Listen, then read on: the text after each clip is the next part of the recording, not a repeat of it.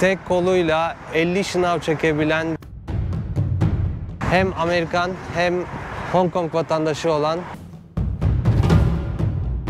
Pasaportu geçtik. Şimdi otobüslerin olduğu alana geldik. Sevgili arkadaşlar, ben yarın Hong Kong'tan ayrılıyorum. Burası da Macao'nun dandik sokakları. Her ülkede böyle fakirlerin de yaşadığı yerler olur ya. Sanırım burası da işte öyle yerler. Pırıl pırıl yerlerden çıktım böyle. Şimdi bu tarz yerlere geldim. Burası yemek satıyor, böyle çöp şiş gibi bir şeyler.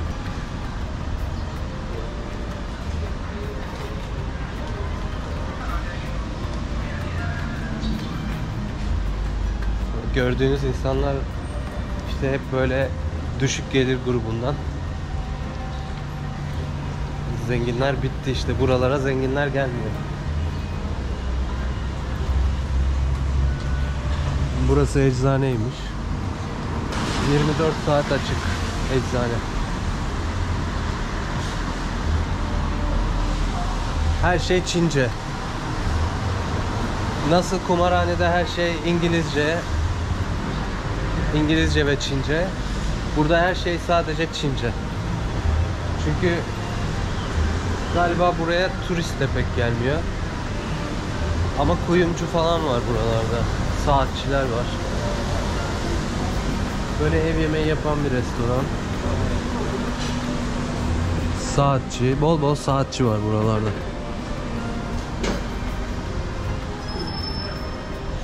Size gittiğim ülkelerin her yönünü gösteriyorum.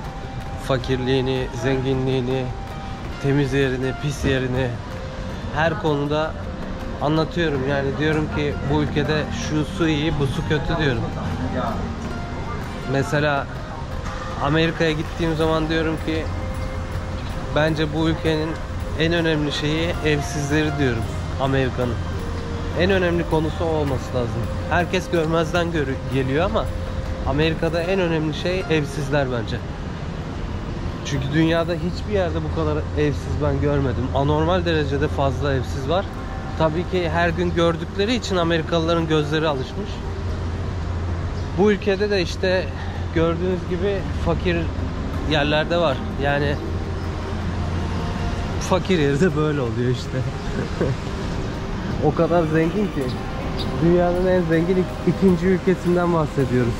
Eğer istatistikler değişmediyse 2022 yılındaki istatistiğe göre burası dünyanın en zengin ikinci ülkesi Katar'dan sonra.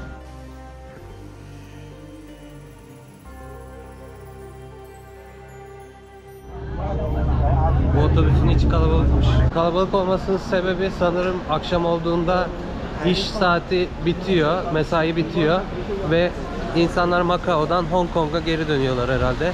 Çünkü dediğim gibi Macao daha pahalı, Hong Kong daha bir tık daha ucuz bir yer. O yüzden Hong Kong'da konaklayan insanlar Macao'daki işlerini bitirip otobüsle ülke değiştiriyorlar. Böyle yerler var yani dünyada. Mesela Tijuana var Meksika'da. Benim bir arkadaşım vardı. Tijuana'da ev aldı. Kaliforniya'da da çalışıyordu. Amerikan vatandaşıydı. Eğer bir gün Macao'ya gelirseniz veya Hong Kong'a gelirseniz diye adım adım size her şeyi anlatıyorum, gösteriyorum. Bakın buradan da otobüs biletimi alacağım. Hong Kong'dan Macao'ya köprüden geçen shuttle bus otobüsünün bileti burada satılıyor. Köprü deyip geçmeyin. İnanılmaz uzun bir köprü. İki ülkeyi birbirine bağlıyor. Git git bitmiyor. Yani yolculuğum sanırım 40 dakika falan sürecek ve 40 dakikanın çoğu bir köprüde geçecek. Biletimi aldım. 65 Macao parası tuttu. Şimdi bir şey dikkatimi çekti. Lavabo Portekizce'de de lavaboymuş. Yani bizdeki lavabonun aynısı Portekizce'de de lavabo diye geçiyor, tuvalet. Şimdi otobüsü bulmam lazım. Artık Macao'dan yavaş yavaş ayrılıyorum. Bu kalabalık işte hep Hong Kong'a dönen kalabalık. Şuradan X-Ray'den geçeceğiz. Ülke değiştiriyoruz ya, öyle basit bir otobüs yolculuğu değil. X-Ray'den geçeceğiz, gümrükten geçeceğiz. Polis pasaporta bakacak. Sonra bir daha pasaporttan geçeceğiz. Çünkü Hong Kong'a giriş için. Bu Macao'dan çıkış için bir kere de Hong Kong'a giriş için kart dolduracağız. O kartta da işte adres bilgilerimizi yazacağız. Pasaportu geçtik. Şimdi otobüslerin olduğu alana geldik. Buradan otobüse bineceğiz. Daha sonra Hong Kong sınırından geçeceğiz.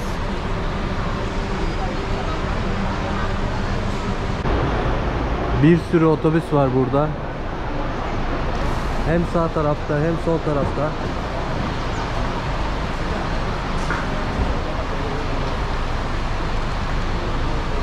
Şimdi biz şuna bineceğiz galiba. Çift katlı otobüsler. Vızır vızır sürekli iki ülke arasında böyle otobüs seferleri düzenliyorlar.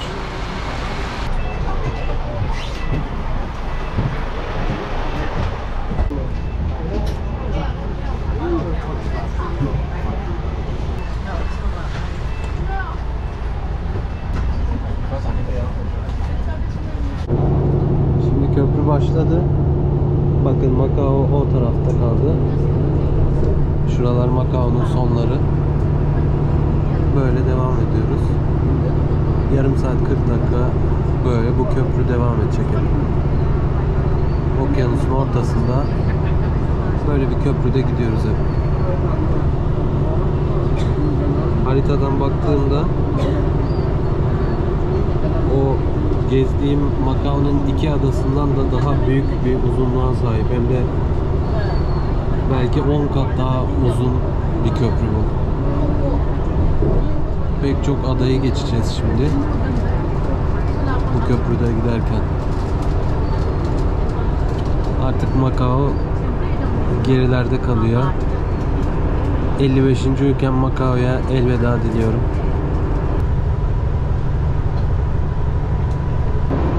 Köprüden şimdi tünele geçtik. Tünel de çok uzun. Git bitmiyor. Tünelden çıktık. Köprüye devam. Şimdi Lantau adasına geldik. Birazdan otobüs bizi indirecek. İşte burası havalimanının da bulunduğu yer. Birazdan pasaport kontrolünden geçeceğiz.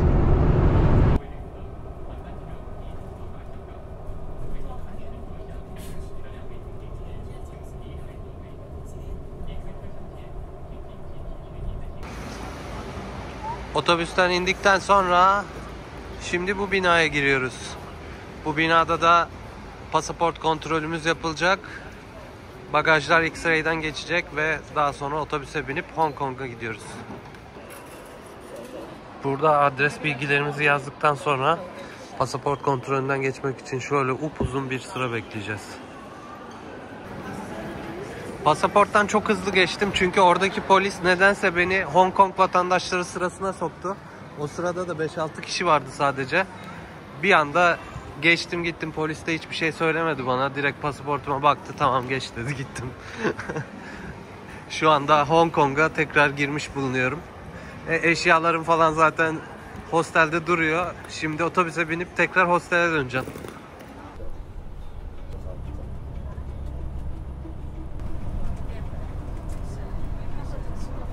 Şu anda Hong Kong'a bayağı bir yaklaştık. Hala köprüdeyiz.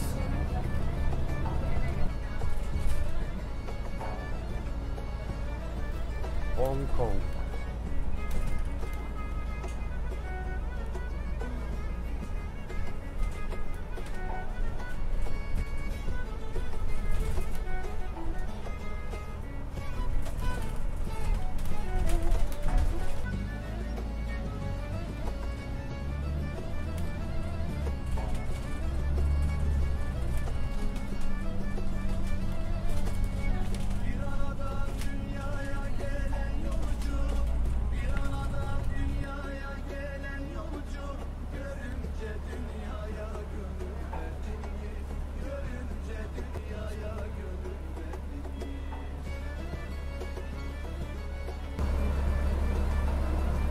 Burası influencer mağazası. Burada influencerlara özel ürünler var.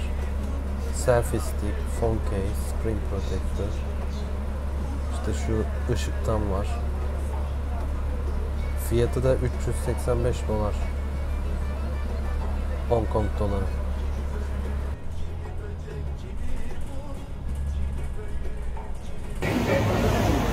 Evet, Hong Kong'dayım artık. Hong Kong caddeleri buralar. Şimdi karnımı doyuracağım. Sonra odama gideceğim. Arkadaşlarımı özledim. Oda arkadaşlarımı. Hong Kong'da karşıma bir cami çıktı arkadaşlar. Evet, üstünde de Arapça yazılar var. Böyle bir caddede. Tabii ki bir McDonald's var karşısında. Her yerde adım başı McDonald's var ya. Çok seviyorlar McDonald's. Benim ranza şu üst kat. Geldiğimden beri orada yatıyorum. Altımda da Hong Konglu arkadaş aylardır burada yaşıyormuş.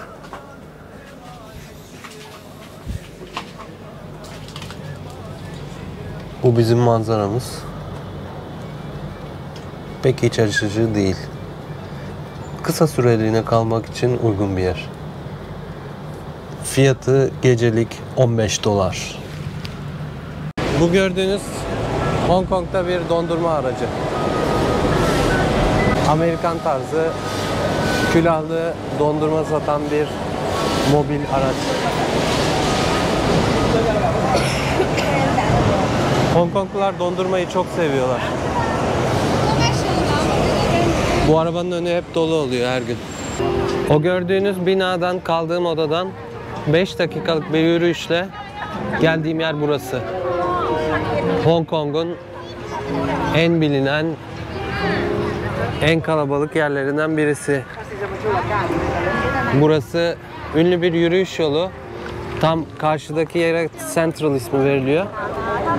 Oranın yakınında. Şurada da Hong Kong Uzay Müzesi var. Bu binanın tam arkasında. Hong Kong resimlerine bakarsanız internetten şunu bir de şu heykeli görebilirsiniz.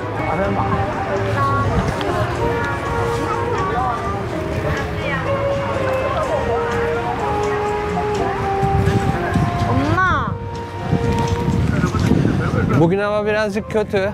Geldiğimden beri aslında hava bulutlu. Önceki videoları izlerseniz orada karşıya geçtim. Karşıdaki atmosferi gösterdim. Oradaki mağazaları gösterdim. Macao'ya gittim. Macao farklı bir ülke.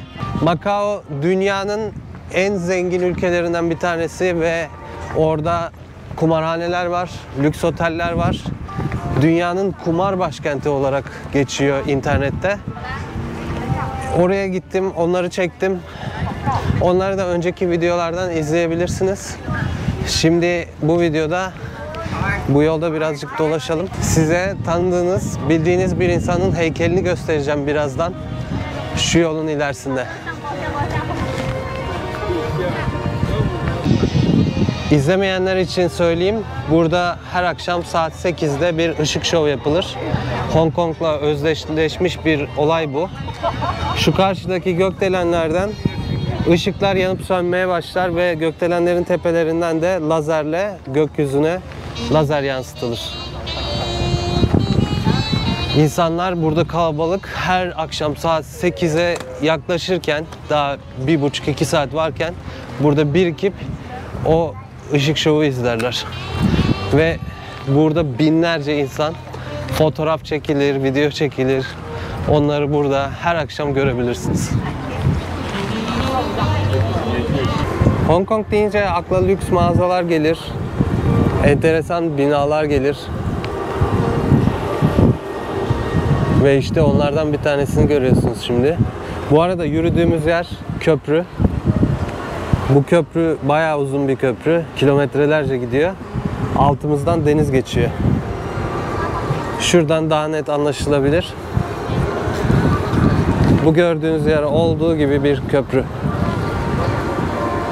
Hong Kong hayatımda gördüğüm en uzun köprülere sahip ülke.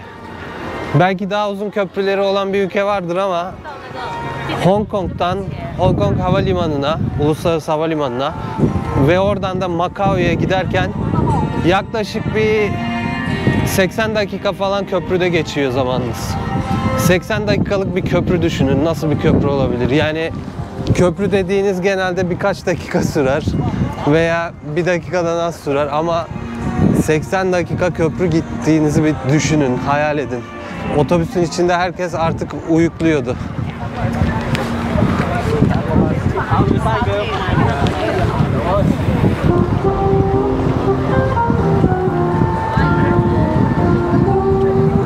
Hong Kong'dan çıkmış dünyanın en meşhur insanının Bruce Lee olduğunu biliyor muydunuz? Evet, Bruce Lee. Dünyada tek koluyla 50 şınav çekebilen Bruce Lee. IQ'su çok yüksek olan, hem Amerikan hem Hong Kong vatandaşı olan bir aktör.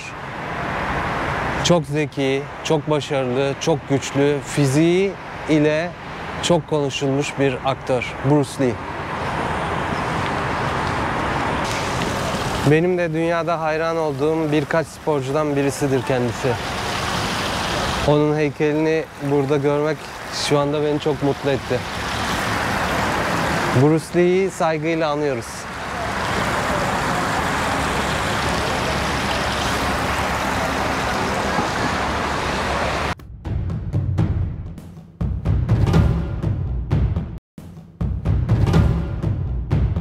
O yürüyüş yolunu boydan boya yürüdüm.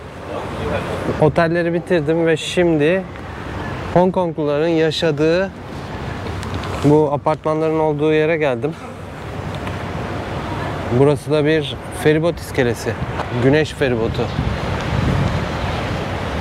Şimdi yürümeye devam ediyorum yine aynı istikamette. Şu tarz binalar bir de yan yana yapıldığı zaman böyle bir sürü olduğu zaman çok çirkin bir görüntü oluşturuyor.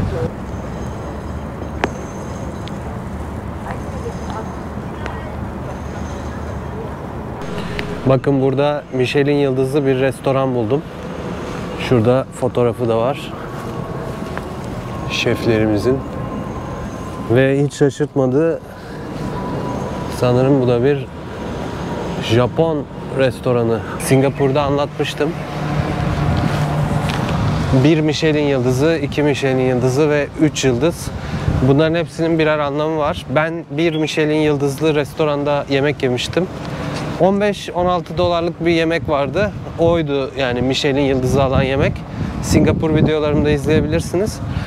Onun anlamı şuydu. Bu yemekte kullanılan malzemeler işte sebzesi, eti vesaire özenle seçilmiş, çok taze. O yüzden de bu yemeğe Michelin yıldızı verilmiş. 2 Michelin yıldızı olduğu zaman da hatırladığım kadarıyla yemeği pişiren şefin mahareti, ustalığı, karakteri, başarısı, bunlar sebep oluyordu 2 Michelin yıldızına.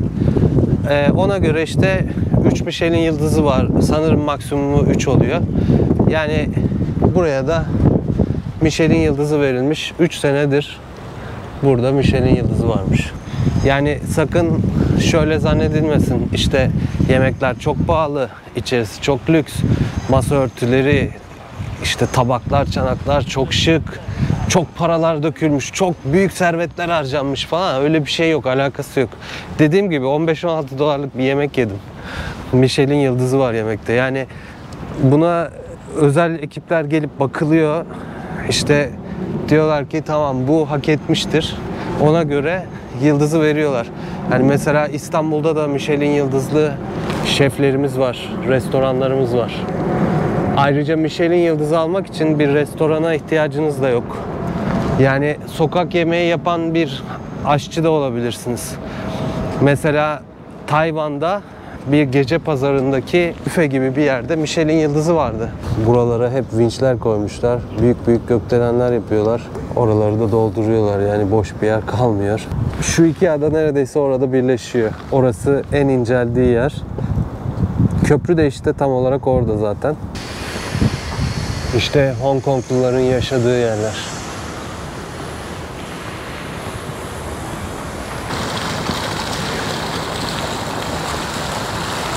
Yürüyüş yolunun en sonlarına kadar geldim artık. Buradan geriye döneceğim. Karşıda inşaatlar var. Vinçler var.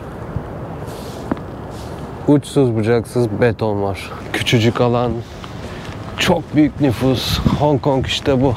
Sevgili arkadaşlar, ben yarın Hong Kong'tan ayrılıyorum. Yarın sabah erkenden saat 6:30 gibi falan kalkacağım. A21 otobüsüne bineceğim.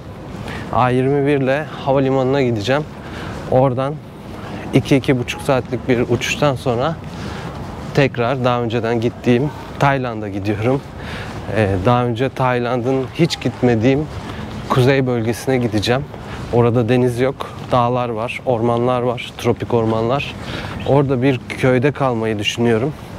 Pai adında bir köy. Ama öncesinde Chiang Mai'ye gideceğim.